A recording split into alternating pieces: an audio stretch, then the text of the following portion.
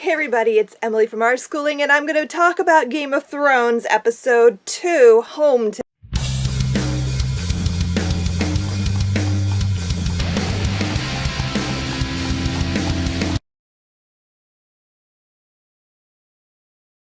So, there's a lot to talk about, and I wore my Game of Thrones shirt, as you can see, from T-Fury to do my talk today. I wish I had a Jon Snow shirt, but we'll have to make do. Okay, so lots to talk about. I'm just going to kind of go through everything that happened because it was like, this should have been the premiere, I think. I feel like this was actually the premiere, and the last one was like sort of an in-between filler episode because everything happened.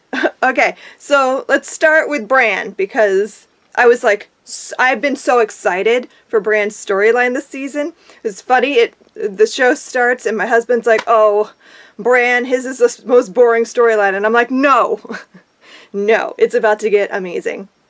Bran is going to do so many amazing flashbacks. His storyline is just going to blow up. I am so excited. When he was in Winterfell and saw the tiny Starks, little Ned and little Benjen and Lyanna, I'm so excited. And it was so cool to see Hodor before he was Hodor.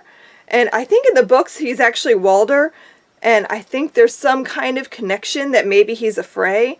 But I don't, like a half Frey or something. I don't know. But it doesn't matter because they're not doing that in the show. He's Willis. So anyway, it was just really cool to see, like, Hodor could talk once and old Nan wasn't so old. It was just really weird. I don't know. I loved the flashback. And I am, like, so excited because the preview for next week showed Tower of Joy. And I've been, like, waiting so long. I want to see that. That's going to be amazing. Then the Night's Watch stuff at the beginning with throwing down the Night's Watch, basically, and getting Alistair Thorne put in his place. I loved 1-1 coming in and just, like, stopping the whole thing. Like, you don't fight a giant, especially when there's only, like, 30 of you or 40 of you or something. I'm pretty sure, like, that's, like, the end of the Night's Watch, basically. Because there's not enough left to do anything. And I feel like the wildlings are just kind of gonna help Jon with the battle against the others, and I think it's going to end up at Winterfell, but basically I was just really happy to see 1-1 come in and shut it down, because that was just perfect. And Tormund and I'm so glad that that happened, and that rebellion is over. And while we're still in the north, let's talk for a second and cover Sansa finding out that Arya's still alive. So, like, her world is just becoming so much better. She knows Bran and Rickon aren't dead. She knows Jon's at the wall. She knows Arya's alive. So it's like all of a sudden she went from being the last remaining Stark to all of her siblings almost being alive. So that's got to make her feel so much better about her life and her world. So I'm excited to see, like, where that goes. Theon leaving them, and I was just, I don't know how this happened, but I'm suddenly, like, I'm sad. I want Theon to stay. I want him and Sansa to be, like, buddies. I want that, I don't know. I feel so sad for Theon, like, out of nowhere, because I freaking hated him for so long, and it's just like, why does this keep happening? I ended up almost liking his character. That's so bizarre to me. But I'm actually sad that he's gonna leave, and I'm worried, because I'm pretty sure he's gonna die this season. I just feel it in my bones. Like, Theon is done. And basically, what more can he do? His storyline is kind of at the end of where it can go. He's kind of earned his redemption, but, like, he can't really do much else. He's too broken, I think. And I don't know that he can overcome it. So I kind of feel like he's gonna somehow die in a sacrificial way. Just to sort of complete his redemption. He's gonna do something to protect the Starks in some way. That's just my theory. Also in the north, the Boltons. Tell me that I'm not the only one who saw that coming from, like, a mile away. I knew, I said it last season, that Ramsay's totally going to kill his dad. It's going to happen. He's going to kill his father. He's going to kill Walda. The minute they announced that she was pregnant, I was like, well, they're done. because Ramsay's crazy, and I think that that just earned him, like, worst villain in the series. Like, Joffrey was up here, and Ramsay's, like, way up at the ceiling somewhere as the most evil. So I think that he's gonna have to die, and I don't know, I kind of want Sansa to have some hand in it, but also it could be 1-1. I don't know. What would Ramsay do? What do you think Ramsay would do if, like, 1-1 showed up at Winterfell? And yeah, that would be kind of epic to see. Like, I'd like to see that. And I have a feeling we might. So then let's go over to following Theon. He wanted to go home. Let's go see what's happening at home. Balon Greyjoy finally died. I was like waiting, why wasn't that happening like 2 seasons ago? He dies way earlier in the books, so I was kind of like, are we not doing that? Did he actually win the Battle of the Five Kings? Because he was the only one left. But Euron comes in and takes him out. Now, I always mix up Euron Greyjoy and Victarion. And I don't know if maybe they're combining them in the show, because that would make sense, I guess, since I don't think that they're going to do Victarion. But I don't really remember a whole lot about Euron. I don't know why. I feel like I should remember more. I mean, I do know, like, he's like a pirate and he cuts the tongues out of everyone on his ship. If you work on his ship, you have no tongue. And that's sort of disturbing. He's definitely being set up as a villain. And I don't know where that's going to go. I know they're having the King's Moot. That's happening this season. And I think Euron will be on his way to go find the Mother of Dragons. At least if they do the book story. I don't know if they will or not. But if they do, that's where this is heading, I think. I hope. We'll see. But either way, I was just kind of psyched to see that that actually happened. Although I want to say in the books, Balon, when he dies, I don't think it's Euron. I think it's like a faceless man takes him out. And, so yeah. Melisandre's King's blood leeches did do their job. They just took some time. I think that that's the key with her. You gotta be patient. You gotta let it happen, because it'll eventually get there. Let's talk about what's going on in King's Landing. I feel like Tommen just signed his death warrant by asking his mom to help him lead. Like, don't do that. Cersei does not know what she's doing. She's going to get you killed.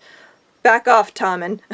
But, I mean, obviously Tommen's going to die because the prophecy is already sealed. 2 of them is dead, with the gold will be their crowns, gold will be their shrouds. So I'm pretty sure Tommen's not going to last much longer, especially if he's going to have his mom helping him.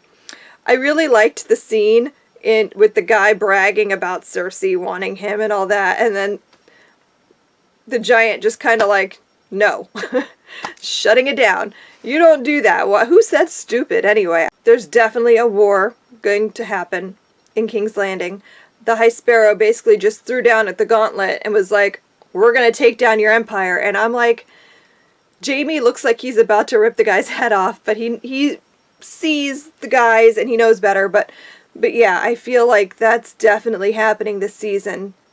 And how cocky is the High Sparrow? He's like, oh no, I'm a modest man. I don't claim anything, but I'm going to take down King's Landing. Like, I just freaking hate that guy.